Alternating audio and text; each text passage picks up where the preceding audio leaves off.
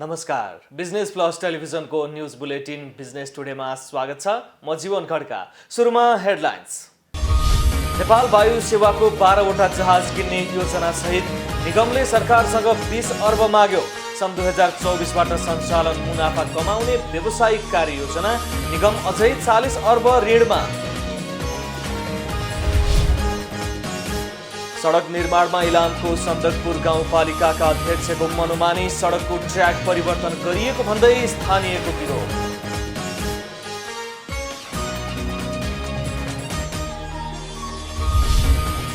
कृषि मन्त्रालयको मूल्य सिफारिसमा उप किसानको असन्तुष्टि, उद्योगपतिको इसारामा मूल्य निर्धारण भएको आरोप।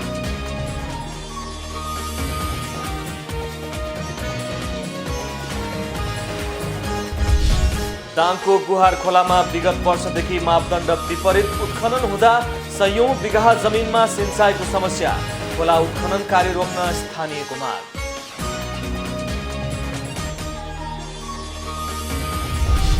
र कोभिडका कारण प्रभावित भएका निर्माण क्षेत्रका आयोजनाहरूको म्याद थप गर्न सरकारसँग निर्माण व्यवसायको माग। करिब 2700 विकास निर्माणका कामहरू अल्पत्र अवस्थामा रहेको नेपाल निर्माण व्यवसायी महासङ्घको भनाइ।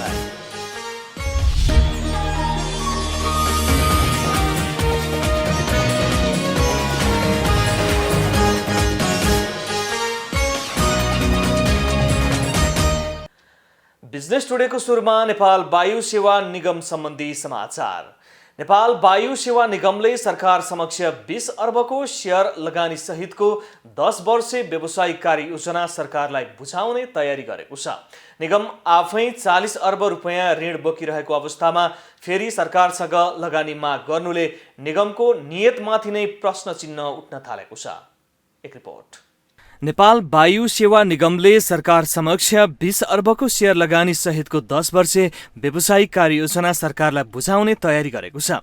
झण्डै 40 अर्ब ऋणभार रहेको निगमको सञ्चालन समितिले केही दिन अघि स्वीकृत गरेको यो व्यावसायिक कार्ययोजनामा आगामी 10 वर्षभित्र 12वटा नयाँ जहाज, आन्तरिकतर्फ 6वटा र साथै बाह्य उडानका लागि 6वटा जहाजबाट चीन, दक्षिण Korea, Saudi Arabia, Indonesia, Australia, लन्डनदेखि जर्मनीसम्मका रूटमा उडान भर्ने उल्लेख गरिएको छ। यसअघि अन्तर्राष्ट्रिय उडानमा 10 वर्षभित्र निगमसँग कुल 10वटा जहाज हुनेछन्।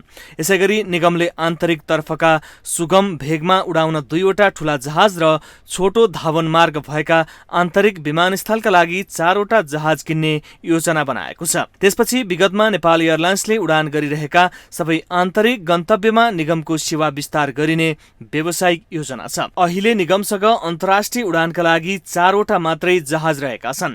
योजना अनुसार निगमले अन्तर्राष्ट्रिय उडानमा सन् 2023 भित्रै 1 वाइड बडी र 2 न्यारो बडी जहाज किनिसक्नेछ। योजना अनुसार निगमले अन्तर्राष्ट्रिय उडानमा सन् 2023 भित्रै 1 वाइड बडी र 2 न्यारो बडी जहाज किनिसक्नेछ। यस अवधिमा आन्तरिक उडानमा 1 ठूलो र 2 सानो जहाज थप गरिनेछ। व्यावसायिक योजनामा सन् 2021 देखि 2023 सम्म 3 वर्ष निगम घाटामै सञ्चालन हुने र चौथो वर्षबाट भने क्रमशः सञ्चालन मुनाफा गर्न सक्ने संस्थाका रूपमा रूपान्तरण गर्ने लक्ष्य उल्लेख गरिएको छ। यसैगरी सो अवधिसम्म निगमले काठमाडौँ सहित 3 अन्तर्राष्ट्रिय विमानस्थल, पोखरा र भैरहवामा समेत ग्राउन्ड ह्यान्डलिङको सेवा सञ्चालन गर्ने लक्ष्य राखेको छ। इलामको सन्दकपुर गाउँपालिकाका अध्यक्ष उदय राईले डीपीआर भएको सडकको ट्र्याक परिवर्तन गरिएको भन्दै स्थानीयले विरोध जनाएका छन्। आक्रोशित स्थानीयले काम अवरोध गर्दै विरोध जनाएका छन्। एक रिपोर्ट। इलामको सन्दकपुर गाउँपालिकाका अध्यक्ष उदय राईले विस्तृत परियोजना प्रतिवेदनलाई उल्लङ्घन गर्दै आफ्नो निजी स्वार्थ पूरा गर्न सडक खन्न लगाएपछि स्थानीय आक्रोशित भएका छन्। जिल्लाको बिब्लाटेदेखि सदकपुरसम्मको नमुना 7 खण्डे सडकमा गाउँपालिकाका अध्यक्षले रुट परिवर्तन गरी सडक खन्न लगाएको भन्दै स्थानीय आक्रोशित भएका हुन्। स्थानीयले खन्दै गरेको सडक अवरुद्ध गरेका छन्। सन्दकपुर गाउँपालिका 1 नमुनाबाट 7 खण्ड हुँदै सडकको डीपीआर अर्थात् विस्तृत परियोजना प्रतिवेदन भएको स्थानीयको दाबी छ। 2070 सालमा नै डिभिजन सडक कार्यालय मार्फत डीपीआर भएपछि ठेक्का लागेको सडकमा गाउँपालिकाका अध्यक्षले आफ्नो स्वार्थ पूरा गर्न अन्य स्थानबाट सडक खन्न लगाएको स्थानीयको भनाइ छ। यो जति पनि अहिले हाम्रो यो पहिलादेखिको डीपीआर पास भइरहेको बाटो चाहिँ अहिले कट अफ गरेर हाम्रो यो अहिले गाउँपालिकाको मेयरले चाहिँ आफ्नो स्वार्थको लागि धेरै माथिबाट बाटो कटिङ नयाँ कटिङ जाँदैछ, त्यसकै उसको बारी प्लस व्यक्तिगत स्वार्थ हेरौँ, उहाँले त्यस्तै खालको नेतृत्व लगिराख्नु भएको छ। त्यसकै विरुद्धमा हामी चाहिँ अहिले यहाँ सबैजना भएर अहिले मिसिन रोकेर डिपिआर भएको बाटोबाट जानुपर्छ भन्ने मागको साथ हामी अगाडि बढिरहेका छौँ। यहाँनिर आउनुभएकासी हामीले चाहिँ सोच्यौँ उहाँले अब विकास गर्नुहुन्छ होला, राम्रो हुन्छ भनेर यहाँको जनताहरूले भोट दिएर जिताए। तर अहिले आएर हेर्दा चाहिँ उहाँको चाहिँ एकदमै व्यक्तिगत स्वार्थको लागि जस्तो मात्रै काम गराइहरू देखिँदै आएको छ हरेक कामहरूमा। र यो रामसार क्षेत्रबाट अनि अहिले उहाँले चाहिँ बाटो छिराउने, रामसारको नजिकबाट अनि पोल पिल्लर जुन 90 हेक्टर जग्गा छुट्याइएको थियो रामसारभित्र पर्ने, त्यो उसको पिल्लरभित्रबाट नै बाटो नपाएर चाहिँ उहाँले बाटो लान खोजिराख्नु भएको छ। पहिला सर्वे भएको स्थानबाट सडक खन्दा धेरै स्थानीयको घर घरमा सडक जाने भएकाले पहिलाकै ठाउँबाट सडक जानुपर्ने स्थानीयको माग छ। अध्यक्षले आफ्नो जग्गाबाट सडक खन्न खोजेकाले पनि काम अवरुद्ध गरिएको उनीहरूको तर्क छ। यो आयोजना सडक डिभिजन कार्यालय मार्फत सञ्चालनमा आएको हो। स्थानीयलाई झुक्काएर बाटो खन्न थालेपछि स्थानीयले विरोध जनाएका थिए, तर गाउँपालिकाका अध्यक्ष उदय राई डोजरमै बसेर जबरजस्ती सडक खन्न थालेपछि विरोध गरिएको स्थानीयको भनाइ छ। डोजर घुमा भन्नुको लागि चढ्नै आवश्यक छ र उहाँहरूले हामीले यहाँ सबै छौँ सोद्धा हुन्छ, सबैले सुन्नु भएको छ। उहाँले चला कि चला पेल्दे कि पेल्दे भन्नुभएको हो। मान्छे पेल्दै भन्नुभयो, मान्छे नै पेल्दे, हामी उभि नै रहेको थियौँ। तर उहाँले हामीलाई के भन्नुभयो भने ढुङ्गामुढा गरेर डोजरमाथि हेर्नुहोस् केही नै भएको छैन, ढुङ्गामुढा त्यति हुन्छ त। अध्यक्ष राईले तिनकुनेबाट पुनः भेडी चोकमा भएको आफ्नो जग्गालाई छुने गरी सडक लैजान खोजेको स्थानीयको आरोप छ। पुनः आफ्नो जग्गालाई सडकले छोएपछि गाईकटेरीमा लगेर सडक मिसाउन खोजेको स्थानीयले बताएका छन्। सडक 2 करोड 88 लाखमा ठेक्का परेर काम सञ्चालनमा आएको हो। यता सडक डिभिजन कार्यालय इलामले डिपिआर भइसकेको सडकको ट्र्याक परिवर्तन नहुने दावी गरेको छ। हाल अध्यक्षले खन्न लगाएको सडक भने संरक्षित माई पोखरी नजिकै पर्ने भएकाले पनि सो स्थानबाट सडक लैजान नहुने स्थानीयको भनाइ छ। माई पोखरीलाई ओजेलमा नपार्ने असरले हामीले त्यसको उल्लेख पनि माई पोखरी नै भएको हुनाले त्यो दुवैवटा बाटोलाई तललाई नि ओजेल नपर्ने गरी र माथि पनि माई पोखरीलाई चाहिँ ओजेल नपर्ने गरी खन्ने रूपमा चाहिँ सामान्य नागरिकहरूको चित्त नबुझेको र हामीले पनि उहाँहरूलाई चाहिँ बुझाउने कुरामा हाम्रो प्रयास जारी रहेको र उहाँहरूले पनि चाहिँ अहिले बीचमा अवरोध गर्नुभएको छ। गाउँपालिकाले भने आवश्यक समन्वय गरेर मात्र अवरुद्ध भएको सडक खन्न सुचारू गरिने जनाएको छ। अध्यक्ष राईले भने त्यहाँ रहेका 3वटा सडकको पहिला नै विस्तृत परियोजना प्रतिवेदन भइसकेको र विवादित विषयमा बोल्न नचाहने बताउनु भएको छ। सहकर्मी टीका खतिवडाको सहयोगमा जिल्ला ब्युरोको रिपोर्ट। विगतकै वर्षहरूको उखुको भुक्तानी नपाएका उखु किसानलाई लक्षित गर्दै सरकारले उखुको मूल्य प्रति क्विन्टल 544 रुपैयाँ 33 पैसा तोकेको छ। तराई क्षेत्रका उखुको क्रसिङको सिजन सुरु भइसकेको छ। क्रसिङ सुरु भएको झन्डै 1.5 महिना ढिलो गरेर कृषि तथा पशुपक्षी मन्त्रालयले गत वर्षको मूल्यभन्दा प्रति क्विन्टल 8 रुपैयाँ बढाएर बुधबार नै वाणिज्य मन्त्रालयमा उखुको मूल्य निर्धारण गर्न प्रस्ताव पेश गरेको छ। अघिल्लो वर्ष उखुको मूल्य प्रति क्विन्टल 536 रुपैयाँ रहेको थियो। कृषि मन्त्रालयको उक्त प्रस्ताव 1-2 दिन भित्रैमा वाणिज्य मन्त्रालय मार्फत मन्त्री परिषदमा पेश हुने कृषि मन्त्रालयले जनाएको छ। प्रस्तावमा मन्त्री परिषदले सहमति जनाए लगत्तै उखुको मूल्य कार्यान्वयनमा आउनेछ। मन्त्रालयले कृषकलाई दिने ढुवानी मुनाफा 92 रुपैयाँ 89 पैसा, सरकारले दिने अनुदान 65 रुपैयाँ 28 पैसा र कृषकको उखुको लागत 386 रुपैयाँ 16 पैसा गरेर प्रति क्विन्टल 544 रुपैयाँ 33 पैसा उखुको मूल्य सिफारिस गरेको छ। कृषकको लागत ढुवानी मुनाफाको आधारमा सरकारले प्रत्येक वर्ष उखुको मूल्य निर्धारण गर्दै आएको बताएको छ। यद्यपि मन्त्रालयले गरेको यो सिफारिस प्रति स्वयं किसानहरू भने सन्तुष्ट छैनन्। उखु उत्पादक सङ्घ बाराका अध्यक्ष वीरेन्द्र कुशवाहाले सरकारले सिफारिस गरेको मूल्य प्रति असहमति जनाएका छन्।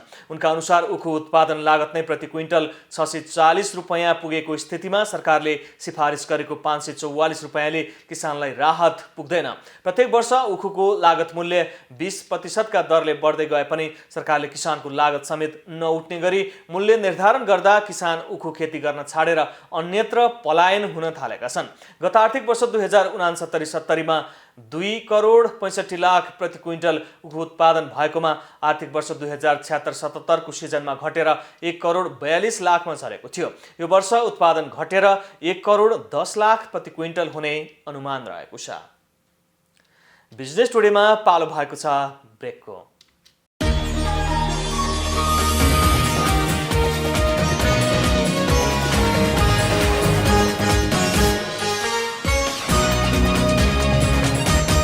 बिजनेस टुडेमा पुनः स्वागत छ। अब बाँकी समाचार। दाङमा मापदण्ड विपरीत गिटी बालुवा उत्खनन हुने गर्दा किसानहरू मर्कामा परेका छन्। दाङका विभिन्न खोला स्थानीयले उत्खनन गर्न ठेक्का दिने गरे तापनि ठेकेदारहरूले मापदण्ड विपरीत उत्खनन गर्दा खोला गहिरो हुँदै गएको छ। खोलाको पानी सिँचाइ कुलोमा नबग्दा मर्कामा परेका किसानहरूको गुनासो छ। दाङको तुलसीपुर उपमहानगरपालिका वडा नम्बर 12, 15, 16 र 17लाई सिँचाइ सेवा पुर्याउँदै आएको गुहार खोलामा विगत वर्षदेखि मापदण्ड विपरीत उत्खनन हुँदा सयौं बिघा जमिनमा सिँचाइको समस्या भएको छ। खोलामा हुने उत्खननले कुलोहरू बिग्रिँदै जाँदा सिँचाइमा समस्या हुँदै गएको स्थानीयको गुनासो छ। उत्खननले गर्दा धेरै जमिनहरू बाँझो रहने अवस्था आएकोले खोला उत्खनन कार्य रोक्न स्थानीयले माग गरेका छन्। वर्षौंपछि बालुवा गिट्टी अब बिक्री वितरण राज्यले गरिदिएपछि कुला नालाहरू पटालिन्छन्, त्यसलाई अब सिँचाइ गर्नमा धेरै अप्ठ्यारो पर्छ। त्यो के ठेक्कापट्टा सरकारले बन्द गरिदिएपछि अब यो उत्खनन आफै नै निष्क्रिय हुन्छ।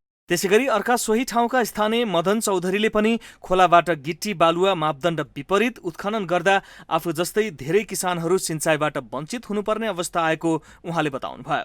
नियम विपरीत उत्खनन गर्दा पानीका मुहानहरू सुक्दै जाँदा करिब सयौं बिघा जमिन सिँचाइबाट वञ्चित भई बाँझो रहने अवस्था आउन लागेको उहाँले बताउनुभयो। कुलोबाट अब खोलामा धेरै गिट्टी बालुवा उठाइदिएपछि अलिकति कुलोलाई अब पानी सिँचाइ गर्न असहज नै भइरहेछ। हामी जस्ता अब धेरै जनताहरूको अब खेतमा सिँचाइ गर्न असहज नै भइरहेछ हैन। अब त्यसको लागि सबभन्दा त अब खोलाबाट ढुङ्गा गिट्टी बालुवाहरू अब धेरै नउठाइदिकन ठेक्का जति परेको छ त्यही अनुसार एग्रिमेन्ट कति भएको छ त्यो अनुसारले अब बालु गिट्टीहरू उठाइदिएपछि अलिकति राम्रो हुन्थ्यो। खोला उत्खननको ठेक्का पट्टा दिँदै आएको स्थानीय तहले भने टेन्डर गरेर दिएको ठाउँका ठेकेदारहरूबाट केही ठाउँमा बदमासी हुने गरेको स्वीकार गरेको छ। तुलसीपुरका खोलाहरूमा विगतका वर्षहरूमा पनि यस्तो समस्या भएको भन्दै तत्काल उत्खनन गर्न रोकेको उपमहानगरपालिकाले जनाएको छ। टेन्डर गरेको ठाउँमा ठेकेदारहरूले त्यहाँबाट नदीजन्य पदार्थहरू उठाइरहेको बेलामा कहीँ अलिकति समस्या देखियो। विगतमा त्यो समस्या देखिएपछि हामीले तुरुन्त त्यो खबर पाएपछि तुलसीपुर उपमहानगरपालिका वडा कार्यालयबाट वडा अध्यक्षसहित यहाँको अनुगमन सहित हामी स्पोटमा जाने, त्यहाँ ठेकेदारहरूले कतै बदमासी गरेको देखियो भने तुरुन्त रोक्ने र त्यहाँ किसानलाई परेको समस्यालाई तुरुन्त हामीले रेस्पोन्स गरेर किसानको जमिनमा पानी जाने कुराको हामीले तुरुन्तै उद्धार गर्ने काम गरेका छौँ। आइई को स्वीकृति लिएर मात्र उत्खनन गर्न इजाजत दिइने बताइएको छ। संघीय र प्रदेश सरकारले तोकेको मापदण्ड अनुसार नै आफूहरूले आइई को स्वीकृत गर्ने समेत उपमहानगरले जनाएको छ। आइई रिपोर्टहरू चाहिँ स्वीकृति गर्न तयार गर्ने गरेको हुन्छ। त्यसमा चाहिँ गाइडलाइनहरू तोकेका हुन्छ, मापदण्ड तोकेका हुन्छ। राष्ट्रिय राजमार्गदेखि कति टाढासम्म उठाउन पाउने, अनि पक्की पुलदेखि कति, अनि पक्की नहरदेखि कति, अनि बस्ती घना बस्ती भएको कति भनेर त्यो सबै क्राइटेरियाहरू छ। त्यसैको आधारमा चाहिँ त्यो डिस्टेन्स छोडेर कति क्वान्टिटी चाहिँ उत्खनन गर्न मिल्ने, कति गहिराइसम्म उत्खनन गर्न मिल्ने, कति लम्बाइ चौडाइ गर्ने, त्यो कति परिमाण चाहिँ उत्खनन गर्न मिल्ने भन्ने कुरा आइई रिपोर्टमा आउँछ। त्यसैको आधारमा चाहिँ हामीले टेन्डर प्रक्रिया गरेर उत्खनन प्रक्रिया अगाडि बढाउँछौँ। सरकारले दाङका 10वटा क्रसर उद्योगलाई 15 दिनभित्र बन्द गर्न निर्देशन पनि दिइसकेको छ। जिल्ला प्रशासन कार्यालयले 12वटा क्रसर उद्योग दर्ता भएका मध्ये 10वटा सञ्चालनमा रहेका र सबै वैधानिक ढङ्गले चलेको जनाएको छ। यसैगरी 32वटा बालुवा प्रशोधन उद्योगका नाममा दर्ता भएको र 6वटा बन्द भएको कार्यालयले जनाएको छ। त्यस्तै माथिल्लो निकायबाट प्रक्रिया पुर्याएर आए पनि स्थानीय तहलाई नियमन गर्ने अधिकार नभएको र जिल्ला प्रशासन कार्यालयले जिम्मा दिएको खण्डमा आफूले काम गर्ने स्थानीय जनप्रतिनिधिहरूले प्रतिबद्धता जनाएका छन्। दाङ सहकर्मी विकास डाङ्गीको सहयोगमा जिल्ला ब्युरोको रिपोर्ट। सुदूरपश्चिमको पहाडी जिल्ला डडेलधुरामा हिउँदको मौसममा सिरकको व्यापार भने निकै फस्टाउने गरेको छ। चिसोका कारण स्थानीयले बाक्लो सिरक र डसना बनाउन सुरु गरिसके सिरकको व्यापार फस्टाएको हो। डडेलधुरा क्षेत्रमा पहाडी भेगमा सिरक र डसना बनाउनका लागि भारतको विभिन्न स्थानबाट मजदुरहरू आउने गरेका छन्। भारतको मुरादाबादबाट सिरक बनाउने कामका लागि आएका अरुण खान, मोदी अन्सारी सहित 5 जनाको टोली वर्षेनी हिउँद सुरु हुनासाथ डडेलधुरा आउँछन् र फागुनपछि मात्र फर्कन्छन्। उनीहरूले यहाँ सिरक र डसना बनाएर एकै सिजनमा 2 लाख रुपैयाँसम्म आमदानी गर्ने गरेका छन्। सीजन में भी आते हैं, ऑफ सीजन में भी आ जाते हैं। ऑफ सीजन में भी आते हो? हाँ, कितने महीने बैठते हो इधर? 5 महीना, बस बीच में भेजते रहते हैं घर में। हाँ, खर्चा पानी के लिए जो निकलता ले जाते हैं।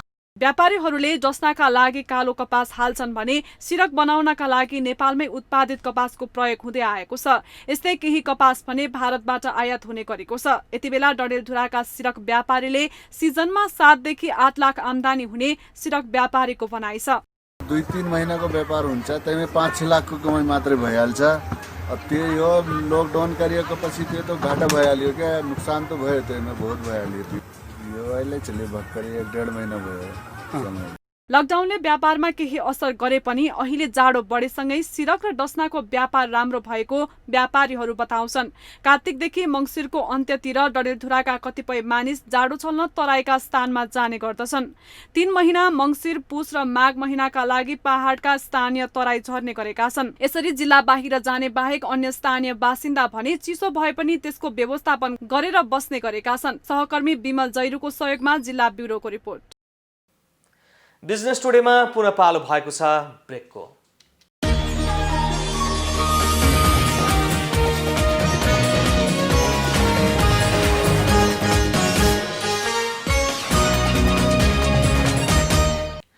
बिजनेस टुडेमा पुनः स्वागत छ। अब बाँकी समाचार। नेपालका अधिकांश विकास निर्माण कार्यहरू अझै विचाराधीन अवस्थामा रहेको निर्माण व्यवसायीहरूले बताएका छन्। सरकारले विकास निर्माणका कार्यमा गरेको व्यवस्थाकै कारण निर्माण कार्यले गति लिन नसकेको निर्माण व्यवसायीहरूको भनाइ छ। कोभिडका कारण प्रभावित भएका निर्माण क्षेत्रका आयोजनाहरूको म्याद थप गर्न उद्योगीहरूले सरकारसँग माग गरेका छन्। एक रिपोर्ट।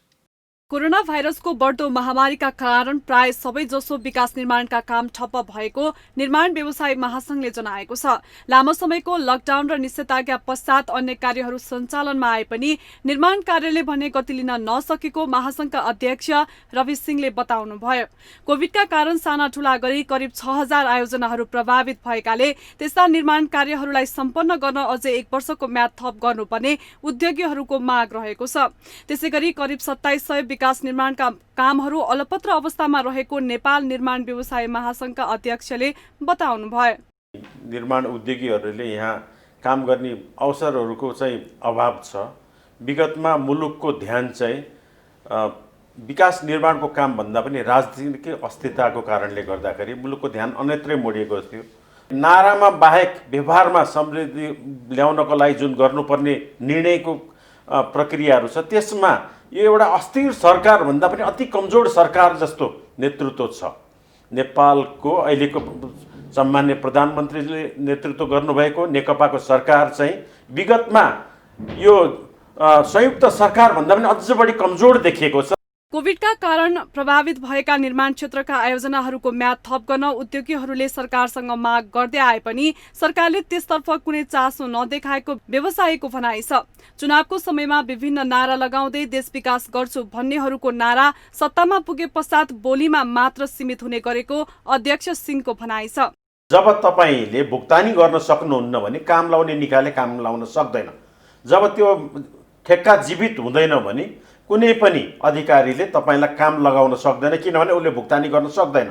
एउटा प्रथम कारण त्यो हो। अर्को कारण के भने हामीले नेपाल सरकारलाई चैत्रमै लकडाउन भएपछि हामीले वैशाखमै के अनुरोध गरेका थियौँ भन्दाखेरि प्रोएक्टिभ भएर निर्माण व्यवसायी महासंघले, मेरो नेतृत्वको महासंघले हामीले सम्मान्य प्रधानमन्त्रीज्यू, अर्थमन्त्रीज्यू, भौतिक पूर्वाधार मन्त्रीज्यू, स्वास्थ्य मन्त्रीज्यू, सबै मुख्य सचिवज्यू सबैलाई के अनुरोध गरेको थियो, एउटा कोभिडको प्रोटोकल बनाइदिनुहोस्।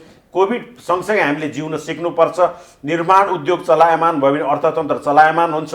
नेपालको सन्दर्भमा निर्माण क्षेत्रलाई लक्षित गरी पर्याप्त बजेट व्यवस्थापन नहुँदा पनि यो क्षेत्र कोभिडपछि झनै समस्यामा परेको निर्माण व्यवसायको गुनासो छ। साताको अन्तिम दिन बिहिबार शेयर बजारमा सामान्य सुधार देखिएको छ। बिहिबार नेप्से परिसूचक 8.27 अङ्कले बढेर 1964.02 अङ्कमा पुगेको छ। दिनभर जसो उतार चढावमा रहेको नेप्से परिसूचकमा बिहिबार 106 कम्पनीको शेयर मूल्य बढ्दा 75 वटा कम्पनीको मूल्य घटेको छ भने 25 वटा कम्पनीको शेयर मूल्य स्थिर रहेको छ। उपसूचकतर्फ विकास बैंक र जलविद्युत बाहेक बढेको छ। कारोबारमा सबैभन्दा बढी कमाउनेमा लिबर्टी इनर्जी कम्पनी लिमिटेड रहेको छ। कम्पनीको शेयर मूल्य 10% ले बढेको छ भने सबैभन्दा बढी गुमाउनेमा माथिल्लो तामाकोशीका लगानीकर्ता रहेका छन्, जसका लगानीकर्ताले 9.87% ले गुमाएका छन्। 204 कम्पनीको 4 अर्ब 14 करोड रुपियाँ भन्दा बढीको कारोबार भएको छ। बिहिबार नेपाली बजारमा सुन चाँदीको मूल्यमा गिरावट आएको छ। बिहिबार स्थानीय बजारमा सुनको मूल्य प्रति तोला रु 900 ले घटेको छ। नेपाल सुन चाँदी व्यवसायी महासङ्घका अनुसार छापावाल सुन प्रति तोला 92,500 मा कारोबार भएको छ। बुधबार छापावाल सुनको मूल्य प्रति तोला 93,400 मा कारोबार भएको थियो।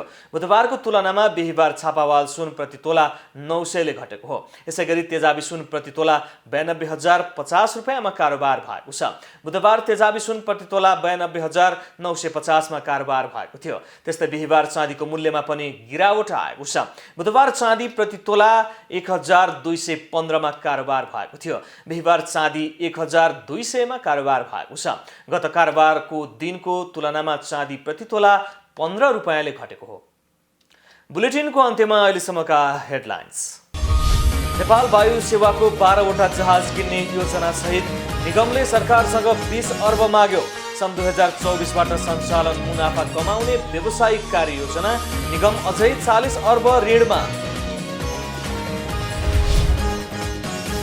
सडक निर्माणमा इलामको सन्दकपुर गाउँपालिकाका अध्यक्षको मनोमानी, सडकको ट्र्याक परिवर्तन गरिएको भन्दै स्थानीयको विरोध।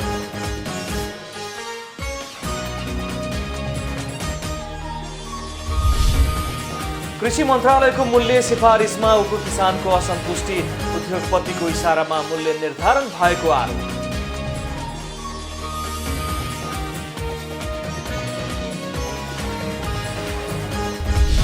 दाङको गुहार खोलामा विगत वर्षदेखि मापदण्ड विपरीत उत्खनन हुँदा सयौं बिघा जमिनमा सिंचाइको समस्या, खोला उत्खनन कार्य रोक्न स्थानीयको माग।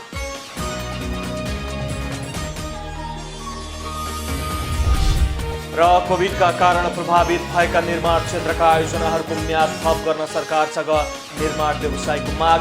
करिब 2700 विकास निर्माणका कामहरू अल्पत्र अवस्थामा रहेको नेपाल निर्माण व्यवसायी महासङ्घको भनाइ।